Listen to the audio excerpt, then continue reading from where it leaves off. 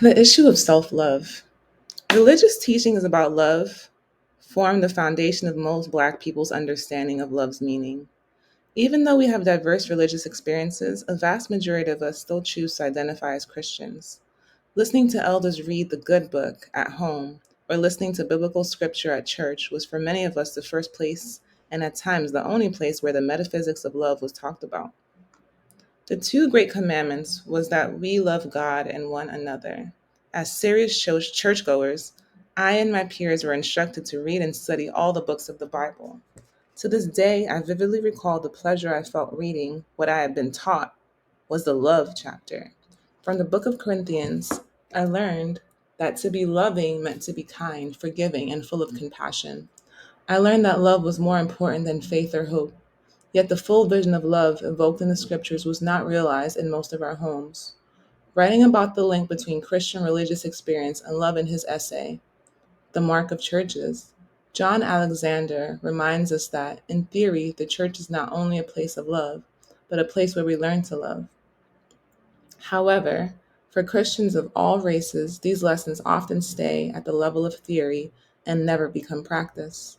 Alexander contends, instead, we keep paying far more attention to our work than to loving others. We spend more time cleaning our houses than caring for our relationships. We do whatever our thing is and tend not to get around to love. When I was a child, I would often call attention to the failure of adults to live, the beliefs they espoused in churches. The tenderness and affection we associated with love as it was described in the scriptures was primarily offered to young children and adult men. Growing up in the 50s, I was raised in a world where women endeavored to please their husbands, to be the angel in the house for the man who worked hard in the harsh world outside. In those days, there were homes where fathers were absent, but there were no homes where there was not an adult male authority figure present. In all our homes, across classes, young children were allowed to express a wide range of emotions. As I grew older, we were expected to develop a stiff upper lip, not to wear our hearts on our sleeve.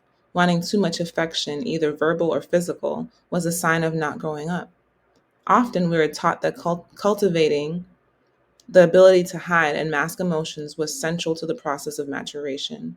To a grave extent, as Black children moved from adolescence to adulthood, we were expected to surrender attachment to all notions of love with the exception of romantic love. Much like the mother in Toni Morrison's Sula, the mothers in our community were concerned with making ends meet or acquiring the symbols of material success.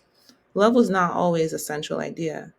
Like their white counterparts, Black mothers of the 50s were trying to realize as much of the American dream as they could. The message they received was that it was their role as women to create a harmonious nuclear family. Television shows like Leave It to Beaver, The Adventures of Ozzie and Harriet, and Father Knows Best set the standard for what this family should be like. Our mothers watched these shows, and so did we. There was no screaming, yelling, fights about money in these television families. Everything was in its place and everybody had a place. Often we measured our Black families by those shows and found them wanting.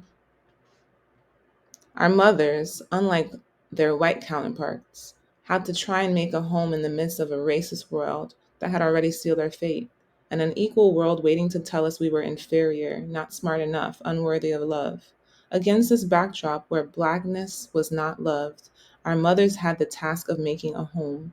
As angels in the house, they had to create a domestic world where resistance to racism was much a part of the fabric of daily life as making beds and cooking meals. This was no easy task, since internalized racism meant we brought the values of white supremacy into our homes via the color caste system. Everyone knew that the lighter you were, the luckier you were, and everyone judged you on the basis of your skin color. In some homes, like the one I grew up in, mothers and fathers who had suffered pain because they were too dark rejected the values of the color caste system. Our brown skinned mother, who had been raised by a mother who could pass for white, was determined that her children would not judge one another's value by skin color. When we were small, she taught us to see the beauty in our diversity. Her 7 children had differently colored skin and various hair textures, and each had its unique style and beauty. My mama's wise parenting could not protect us from the world outside the home, which constantly reminded us that Black was not the color to be. that the darker you were, the more you would suffer. Since we grew up in a world of racial apartheid, our sense of ourselves was shaped by blackness. Paradoxically, in that black world, we saw blackness revered and we saw it treated as a mark of shame. Importantly, we had a choice as to how to see it, and in our household, we chose reverence. Since racial segregation was the order of the day, we went to all black schools and churches. Everyone we respected, all our authority figures were black. As children, we did not know how limited their power was when it came to interacting with the dominant white world. Black families in the 50s, more than at any other time, endeavored to create a domestic life where racism did not undermine interaction, where childhood could be a time of innocence. Our father and mother did not talk about racism openly. Home was the sanctuary, the place where you could reinvent yourself no matter what you were forced to endure in the world outside the home. When our mother came home from working as a maid in the houses of well off white women, she said very little about what happened there. Her joy was to be home with her family. As children of the 50s, we learned our greatest lessons about race from segregated television. It was a constant reminder of our difference, of our subordinated status. In 1959, Douglas Sirk's melodrama, Imitation of Life, was the number 4 box office hit. It provided the image of a desirable womanhood. This film was an object lesson for females. Its message was clear. A good woman sacrifices everything for her family.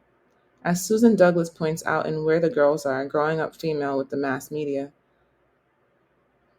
here we have Lana Turner as Laura, a selfish blonde bitch who is always primping in front of a mirror and is obsessed with her career. She is the mother who, once she gets a taste of professional success, callously relegates her child to take care of others so she can claw her way to the top. The word sacrifice means nothing to this bloodsucker. White and black girls knew we were not to imitate her. We were to be like Annie, the black maid, serving those we care about with endless love and affection and without complaint. Her daughter, Sarah June, tries to escape blackness by passing. Turning her back on blackness, Sarah Jane turns her back on Annie. She is of course punished. After the white world has used and rejected her, Sarah Jane comes back to blackness only to find that Annie has died from a broken heart. Douglas writes, on her deathbed, with the violins and chorus of angelic soprano voices virtually pumping the water out of our tear ducts, Annie sets a new standard of female sacrifice. What appeared to the white viewer to be a new standard was already a common and long-standing tradition in black life. Annie leaves the bulk of her worldly goods to her wayward daughters, saying, I want everything that's left to go to Sarah Jane. Tell her I know I was selfish, and if I loved her too much, I was sorry. To our young black eyes, it was Sarah Jane who embodied the new troubling image. To black viewers, she symbolized a new rebellious generation who wanted access to the same opportunities their white counterparts desired, including a white partner. Her punishment was a warning to us all. It was meant to keep us in our place. The film ends with an image of Sarah Jane running into the funeral and hurling herself on Annie's coffin, screaming, Mama, I didn't mean it. I didn't mean it. Can you hear me? I did love you. I did love you. This tragic figure represents the fate of uppity black folks who step out of their place. Not only does Sarah Jane kill her mother by being rebellious, she loses out on the only love this culture has prepared to let her have. Fathers are absent in Imitation of Life. The film revolves around issues which were seen as relevant primarily to women, service and self-sacrifice. It was propaganda. The image of a loving woman, then, was a woman who gives her life for those she cares about. But as the film makes clear, not all women make this choice. And even though many of our mothers worked hard to realize this ideal, as the recipients of care, we often saw how their sacrifices were unrewarded and unappreciated. Sacrificial mother love has been and remains a valued ideal in Black life. Contrary to the movie version, in real life, mothers who sacrifice everything usually want something in return, whether it be obedience to their will, constant devotion, or something else. Many females who sacrifice everything are rageful and bitter. They may act out that rage in domineering and or controlling behavior. More benignly, striving to attain an idealized fantasy of mother love, some Black mothers have actually hindered the self-development of their children by not teaching them how to be responsible for their lives. We now know that this is not a gesture of love. When the contemporary feminist movement began, it helped many women to see that the sacrificial model was really designed by patriarchal men to keep women subordinated. It helped women distinguish between being a loving mother, which required their assertion of responsible selfhood and agency, and an anti loving model, which required that women repress all their own needs and desires to serve others. Some women were disturbed when feminist thinkers compelled everyone to acknowledge that their self sacrificing woman was rarely genuinely loving, no matter how nurturing and caring her actions might appear. While these critiques have had an impact on younger women's construction of self and identity, overall they have not changed the idealization of self sacrificial women in Black life. She is still held to the desired ideal. Black women who embrace this ideal often have the most tragic stories to tell of use, exploitation, and abandonment. Sadly, even though these revelations show that this is an unhealthy and destructive way to be, this knowledge does not lead women to choose different habits of being. Often women cling to this model because it is the only available positive image, the one that is constantly reinforced by mass media. The hit movie Soul Food was a modern day idealization and romanticism of the matriarchal mother. By not attending to her health needs, the mother heroine dies in an early and unnecessary death. Yet the film makes her an icon. Most Black folks know women like this, but collectively, Black folks refuse to acknowledge that selfless maternal giving is a sign neither of love nor strength. Often, younger Black females recognize this and refuse to take the mantle of martyr. Their awareness that the self sacrificing woman does not win the day is keen. They know that she does not receive love from anyone. Gratitude maybe, devotion sometimes, but love rarely. Refusing to be like Annie, the mother in Imitation of Life, they feel there is more to gain by becoming like her daughter, Sarah Jane, narcissistic, self interested, and self invested, out for what they can get. Of course, they are no more able to love than the sacrificial caretaker. Since giving care is a part of love, the sacrificial caretaker has some sense of what loving entails, however incomplete. The callous, cynical, narcissistic female has no understanding of love. Significantly, if Black women are to choose love, we must rebel against both these models of desirable womanhood, the sacrificial martyr and the selfish diva. Nowadays, hip hop culture often idealizes the out for what she can get. What have you done for me lately, bitch goddess? But neither the opportunistic, greedy, self involved diva nor the long suffering maternal martyr represents a self loving womanhood. To choose love, we must choose a healthy model of female agency and self actualization, one rooted in the understanding that when we love ourselves well, not in a narcissistic or selfish way, we are best able to love others. We have healthy self love. We know that individuals in our lives who demand us self destruct and martyrdom do not care for our good, for our spiritual growth. Often men demand of Black women that we assume a selfless caretaking role. In the popular film The Best Man, the Black male star chooses a subordinated sacrificing partner over the independent, self actualized peer whom he really loves. Most Black males are not socialized to be caretakers, capable of nurturing their own or another's growth. Sexism has taught them to see loving, particularly nurturance and care, as a female task. When I interviewed Black folks of all classes about whether or not they are shown loving care by parents, the majority of respondents reported receiving loving care at some point from females, but rarely from Black males. Even those of us who were raised in two parent nuclear family homes described our fathers as emotionally distant and unavailable. Emotionally shut down Black males are often represented as epitomizing desirable masculinity. Their hard pose is deemed cool and alluring. Personified by rappers like the now murdered Tupac Shakur, this pose has become the norm for many young Black males between the age of 10 and 20. Trying to live up to a code of hard masculine prowess usually leads Black males who embrace the identity without question to devalue and destroy relationships. In his insightful book, Finding Freedom, Writing from Death Row, Jarvis J. Masters addresses the myriad of ways young Black males don a mask of hardness to avoid acknowledging emotional vulnerability. To be vulnerable is to be weak. Jason tells a story of a fellow inmate who, knowing he was about to be attacked in the prison yard, calmly confronted his death as though this was just and the only possible outcome of life. Fighting to the death, he could be seen as brave by his peers, for that is how it appeared on the surface. In actuality, he was without hope. In a letter he gave Jarvis to pass on to his daughter. This inmate shared, "Your dad loves you. When you get this, my troubled life will have probably ended, but certainly not my love.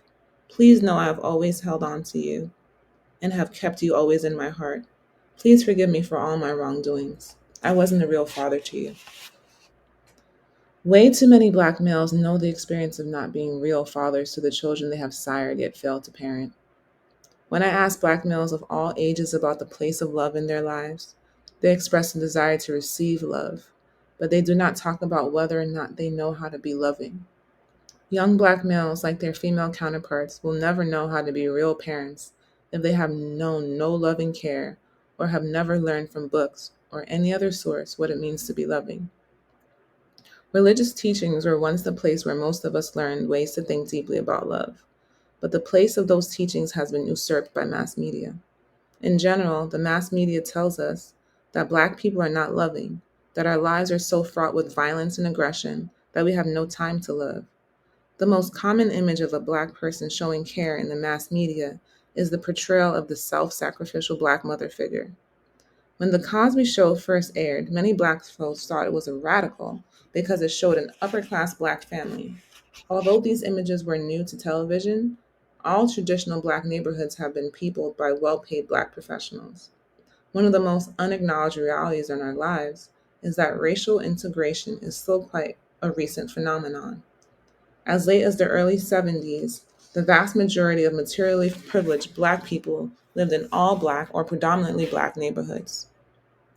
Racial integration led to Black flight from areas that were once peopled by folks from diverse classes.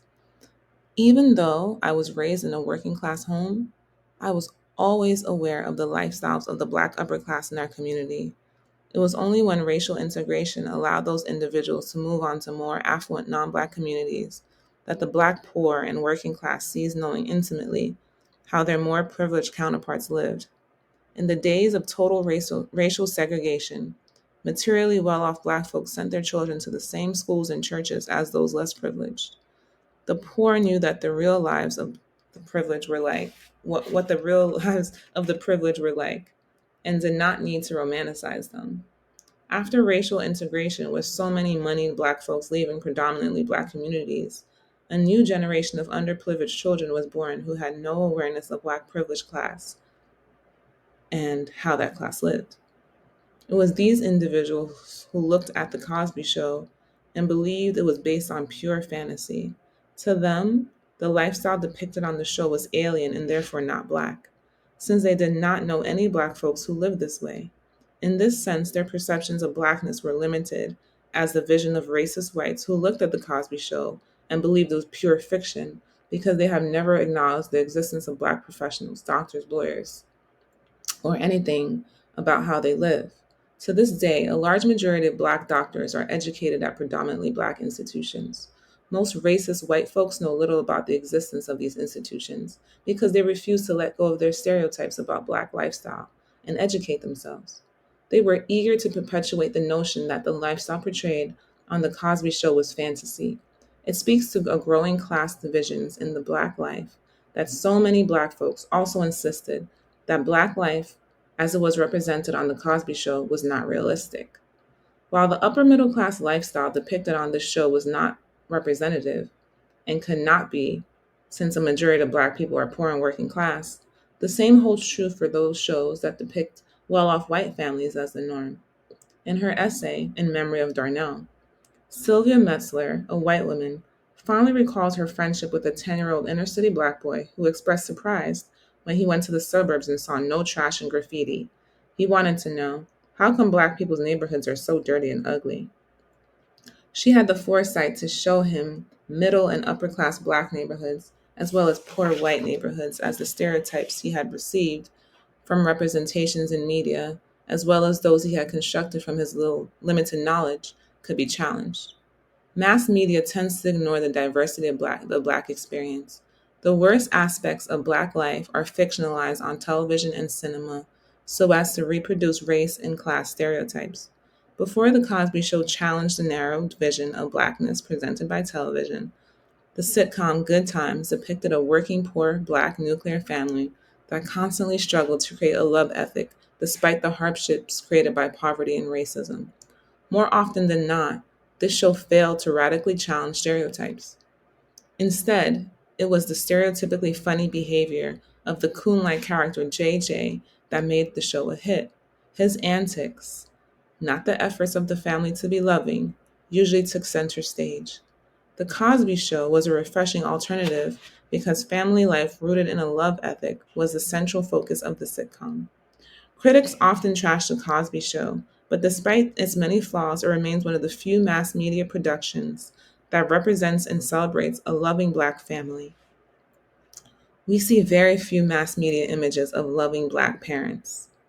Tragically, so many Black families, like other families in our society, are unloving because continual lack of emotional and material resources makes living environments unnecessarily stressful. Instead of home being a place where love can grow, it becomes a breeding ground for despair, indifference, conflict, violence, and hate. Again, this is not to suggest by any means that materially privileged homes are necessarily loving ones. The point is simply that when people are not struggling to overcome depression caused by material lack and ongoing deprivation, they have the psychic space to focus on loving if they choose. Still, one can choose to be loving no matter what one's economic status. When poor families are portrayed in mass media, they are always and only depicted as dysfunctional, spaces where love is absent and foolish behavior reigns supreme. One of the major problems anyone faces when they endeavor to create affirming images of Black people cross class is the constant insistence that images of Black life be realistic. In actuality, the images of upper class Black lifestyles are as rooted in some aspects of reality as those of the poor and underclass. They are simply not representative. Most viewers confuse the two issues.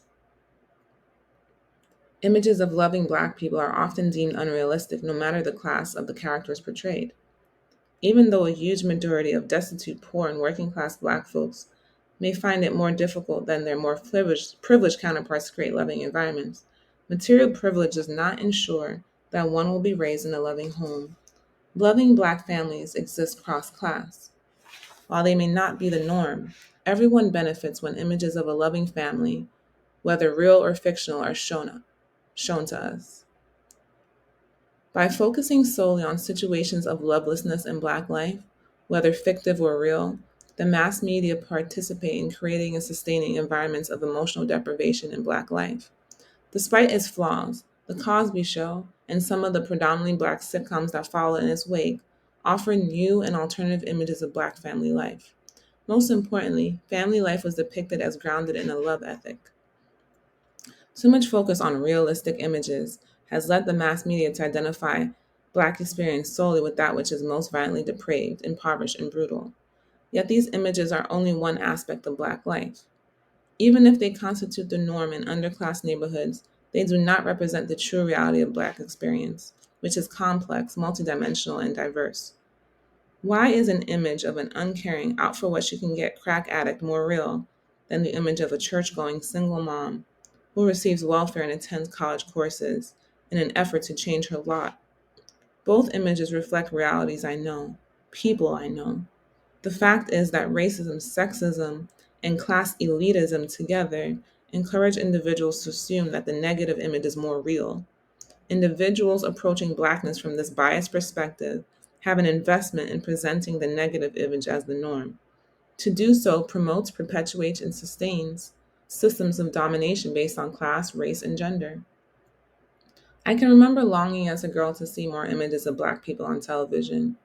At that time, I was not politically astute enough to ponder the issue of whether or not folks who embrace white supremacist thinking, as the vast majority of people in this culture do, would be either imaginatively qualified or at all interested in producing images of Black people that would challenge stereotypes. When I grew up and became a cultural critic, it was clear to me that there was a basic contradiction here. that no one working from a white supremacist perspective could create positive decolonized images of Black people. And that includes cultural producers who are white, Black, or from other ethnic groups, as well as Black people who have internalized racism. The vast majority of images of Black people we see in the mass media simply confirm, and reinstate sexist and classist stereotypes. Now, we all know that stereotypes can exist in part because when any subordinate group is required by dominant group to be a certain way in order to survive, the powerless group will take on those characteristics. A white person who hires a Black maid expecting that this person will be fat and funny, just like Aunt Jemima on the pancake box, will most likely find and choose that type of person.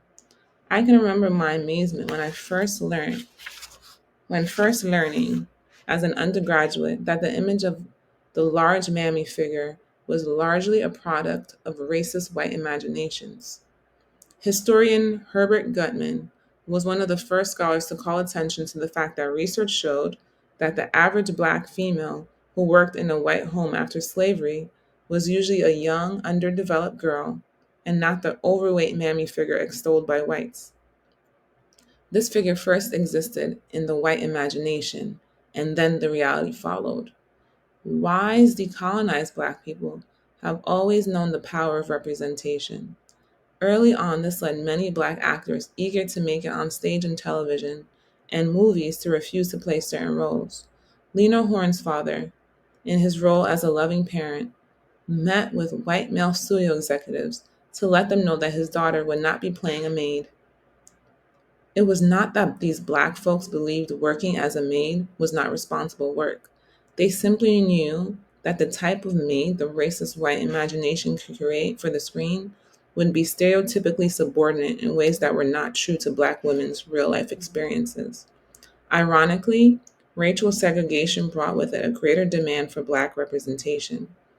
Black actors were suddenly urged by agents and publicists, many of them whites, to not look at roles from a moral or ethical perspective, but to simply go for the experience and the money. In no time at all, Black actors were willing to depict characters that fulfilled every racist stereotype. This collusion with racist white folks has helped perpetuate racism. It has made it acceptable. One need only say that a dehumanizing image of Blackness is true to real life in order to satisfy those who protest the constant reproduction of these images. Of course, the bottom line is money. More recent films, like the much celebrated Green Mile, provide leading roles for Black men who exist simply to serve the needs of unreconstructed, unenlightened whites. In this film, a Black male happily awaits execution for a crime he did not commit. When it comes to the issue of love, the mass media basically represent Black people as unloving. We may be portrayed as funny, angry, sexy, dashing, beautiful, sassy, and fierce, but we are really represented as loving. Despite her power as both a producer and a performer, Oprah Winfrey has, for the most part, failed to create a radical new image of Blackness. The emphasis on the word new. Indeed, Blackness is often mocked on her shows. Work she produces often shows Black individuals caretaking and loving whites, but rarely to love each other. This has become a norm on television and at the movies. When Black characters are affectionate and caring, they are usually directing that care to white folks. This cannot surprise, given the ongoing reality of white supremacy. Indeed, the Black servant white folks have treasured the most, from slavery to the present day, is the one who cared for them, while neglecting himself or herself. This image is best evoked by Toni Morrison in her first novel, The Bluest Eye, when Miss Pauline rejects her own daughter Pecola, treating her family with contempt and rage as she lavishes care and recognition on the white family for whom she works as a housekeeper. She chooses to love the little white girl while denying recognition and care to her own child. Think about how many times we sit in a movie theater and watch hateful racist images of Black people depicted on the screen. The vast majority of Black people do not boycott or avoid such movies. They have become primetime entertainment. These images do not teach love. They reinforce the message that Blackness is hateful and unloving. When religious teachings form the core of our understanding of love, All Black people were admonished to love themselves and their neighbors as themselves. The new religion of mass media teaches just the opposite. It urges Black people to accept the notion that we are always and only unloving, that even when we try to love, we are derailed by lust.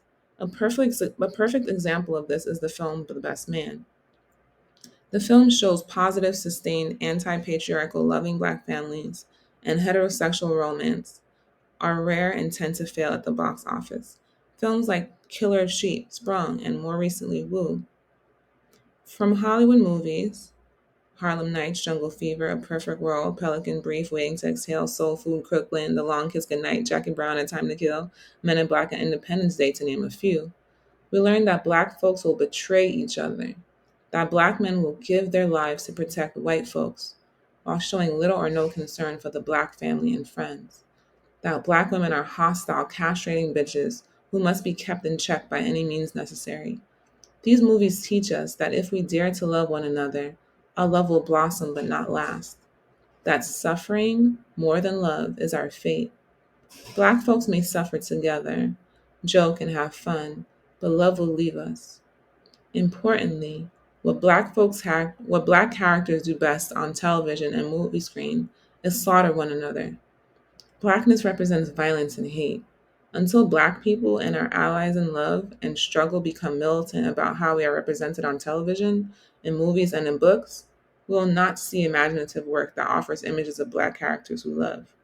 If love is not present in our imaginations, it will not be there in our lives. A recent film targeted toward youth culture, Slam, depicts a progressive loving relationship between a Black male poet rapper and his Afro Asian girlfriend. At a moment of crisis in the film, the two characters argue, engaging in an amazingly constructive conflict that brings them closer together. They dialogue and communicate. This is a wonderful example of decolonized images. Rarely are Black couples depicted processing, communicating. This is a progressive cinema. It entertains, challenges, and shows us new images. That huge majority of Black folks who identify as Christian or as believers in other religious faiths, Islam, Buddhism, Yoruba, and so on, need to return to sacred writings about love and embrace these as guides, showing us the way to lead our lives. In biblical scriptures, we are told that God has set before us life and death. Our faith and our destiny as believers require that we choose love. That choice must be affirmed by changing how we regard ourselves and others. The images we choose to represent our world, the images we choose to endorse and value. Blackness cannot represent death when we choose life.